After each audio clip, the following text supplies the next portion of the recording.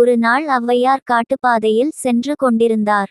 வெயில் அதிகமாக இருந்ததால் மிகவும் களைப்பாக இருந்தார். அப்போது ஒரு நாவல் மரம் கீழே சிறிது ஓய்வெடுக்க அமர்ந்தார். அந்த மரத்தின் மேல் ஒரு சிறுவன் அமர்ந்து கொண்டு நாவல் பழங்களை தின்று கொண்டிருந்தான். உண்மையில் அந்த சிறுவன் வேடமிட்டு வந்தது முருகன் தான். ஆனால் அதை ஔவையார் அறியவில்லை. ஔவையார் மேலே பார்த்து, சிறுவனே, எனக்கு சில நாவல் பழங்கள் பறித்து தருவாயா என்று கேட்டார்.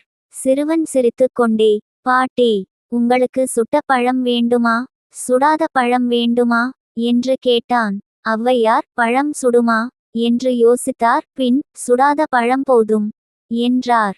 சிறுவன் மரத்தை ஆட்டினான். பழங்கள் கீழே விழுந்தன. ஔவையார் அவற்றை எடுத்தார். அவை மண்ணில் விழுந்ததால் தூசி படிந்திருந்தது. அதனால் ஔவையார் பழத்தை வாயில் வைத்து ஃபோ ஃபோ என்று ஊதினார். அதை பார்த்த சிறுவன் சிரித்துக்கொண்டே, பாட்டி, பழம் சுடுதா என்று கேட்டான். அப்போது தான் ஔவையார் தன்னுடைய தவறை உணர்ந்தார். நான் அறிவாளி என்று நினைத்தேன். ஆனால் இந்த சிறுவன் என்னை விட புத்திசாலி என்று உணர்ந்தார். ஔவையார் உடனே புரிந்து கொண்டார். அந்த சிறுவன் சாதாரணவன் அல்ல, அவர் முருகன்.